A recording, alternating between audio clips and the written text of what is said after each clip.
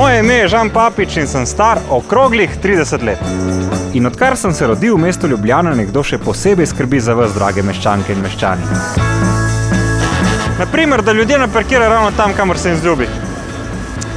Varnost v prometu vzdržujejo tako, da merijo prekoračitve hitrosti, ki lahko pripeljejo do usodnih posledic. Ljubljančanom pomagajo tudi v raznih situacijah na ulicah in cestah našega mesta.